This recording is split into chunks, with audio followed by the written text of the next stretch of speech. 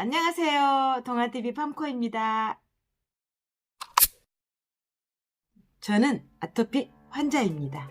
이렇게 얘기하면 아무도 믿지를 않아요. 저의 어릴 적 기억은 막 가려워서 피가 날 정도로 굵고 또 버짐이 비어있고 친구들이 놀리니까 겨울에는 밖에 잘 안 나가고 집에만 있었던 기억이 나고요. 저희 어머니께서 저한테 항상 하시는 말씀이 자식들 중에 쟤만 왜 저러는지 몰라. 항상 그 얘기를 들었는데 지금도 가끔 듣습니다. 한 번씩 올라오면 난리가 나거든요. 그때는 아토피 피부염이라는 병명도 없었고요. 용어도 없었기 때문에 쟤는 유벨라다는 얘기를 항상 들었었는데 제가 결혼을 하고 나서 첫 아이를 딱 출산을 하고 나니까 제 큰아들이 저랑 똑같은 증상으로 진단을 받게 됐습니다. 아토피. 아, 나도 아토피였구나 라는 걸 알게 됐죠. 아토피의 원인은 유전이 맞습니다. 체질이 유전된다는 얘긴데요. 다들 아토피는 현대인의 병이라고 얘기하잖아요.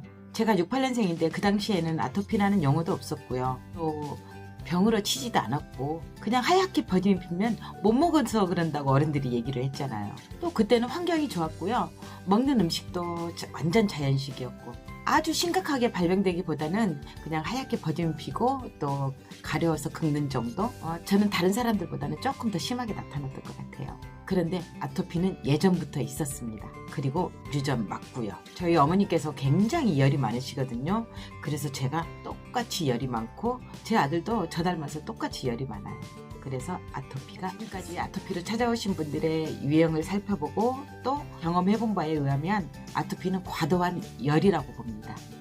즉 열이 많은 체질인데요. 그 열을 땀이나 다른 매개체를 통해서 배출을 시키면 문제가 되지 않는데 그렇지 못하시는 분들이 주로 아토피 피부염이나 또 다른 피부염으로 고생을 하게 되는데요. 체온 조절 능력이 약하거나 땀을 잘 흘리지 못하시는 분들이죠. 그래서 몸에서 발생한 열을 배출시키지 못하면 그 열이 피부에 머물게 되면서 피부 홍반 증상이 나타나고 또 피부 장벽이 무너지면서 건조해지고 가렵고 습진 증상도 나타나고요. 또 심하게 긁으면서 2차 감염과 더 심해지고 오래되면 거북이 등처럼 갈라지고 피부가 딱딱해지고 검게 변하는데요. 제가 경험해봐서 아는데 이거 정말 힘들어요. 정말 괴롭거든요. 삶의 질이 완전 팍팍 떨어지고 또 여자인지라 미용에 관심도 많으니까 자존감도 떨어지고 엄청 우울합니다. 제가 아들이 둘인데요. 이 녀석들이 둘 다 저 닮아서 열이 엄청 많아요. 그런데 둘째 아이는 아빠를 닮아서 그런지 땀을 좀 흘리는 편이거든요. 그래서 더위를 못 참는 거 외에는 피부적으로는 별로 문제가 없는데 문제는 큰아들입니다. 제 큰아들이 한여름에도 땀 한 방울 안 흘려요. 제가 그랬거든요. 큰애가 태어나고 5개월쯤 됐을 때 아토피 증상이 나타났는데 제가 좀 신경을 좀 많이 쓰고 그랬더니 3살 무렵 되니까 없어졌어요. 그런데 사춘기가 되니까 화농성 여드름이 막 생기면서 다시 아토피 증상이 나타나더라고요.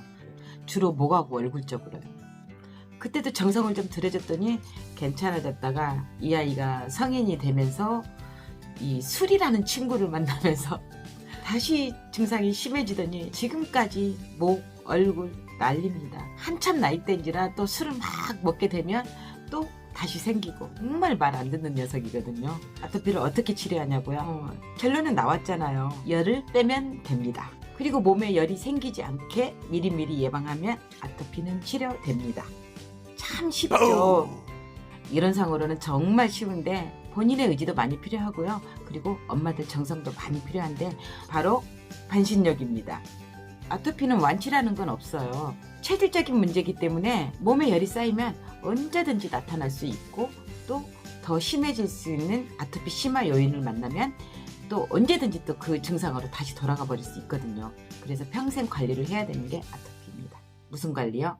열 관리. 그래서 저는 반신욕을 통해서 꾸준히 혈액순환을 시키고 열을 빼고 있습니다. 저희 구독자분들이 어쩜 그렇게 피부가 좋냐고 많이 그러시거든요. 저 진짜 심한 아토피 환자예요. 특히 눈 쪽으로 심하게 오면 겨울에는 뭐 안개 낀 것처럼 앞에 사물이 보이지 않을 정도로 그렇게 심한 적도 있었어요.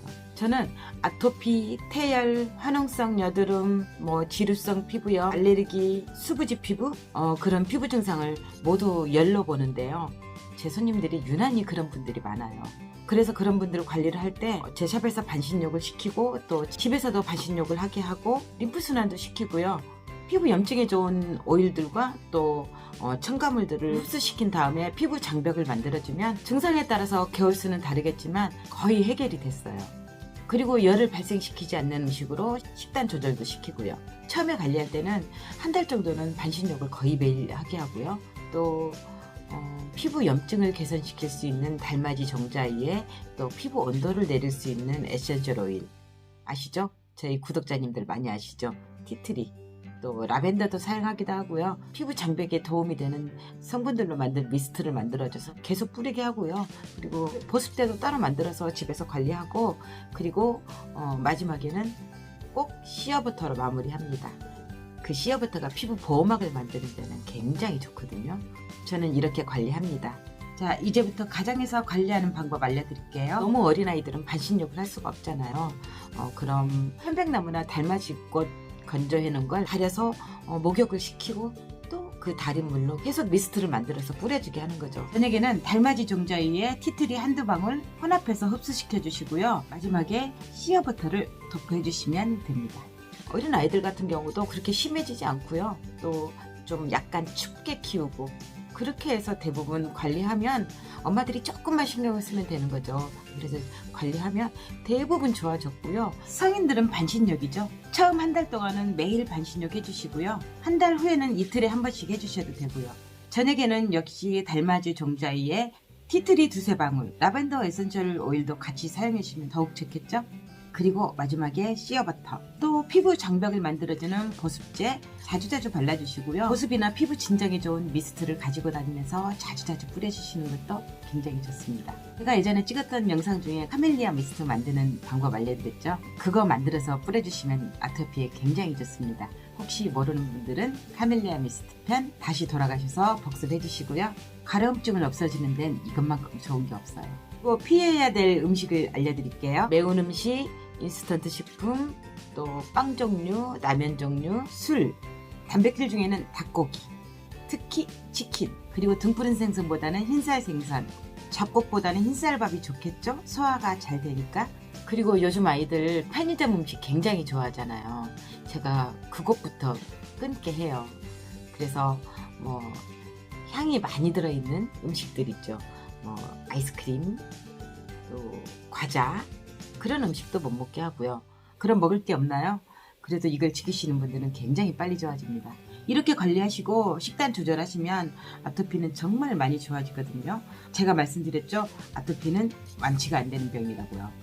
언제든지 아토피가 발생될 수 있는 요인이 나타나면 다시 또 발생되고요. 좋아졌다가도 또 심화시킬 수 있는 요인이 나타나면 언제든지 심하게 나타날 수 있는 질병이니까요. 항상 식단 조절하시고요. 운동하시고요. 그리고 평소에 열을 미리미리 빼시면 아토피는 정말 치료할 수 있습니다. 아토피 어렵게 생각하지 마시고 꼭 관리하시길 바라겠습니다.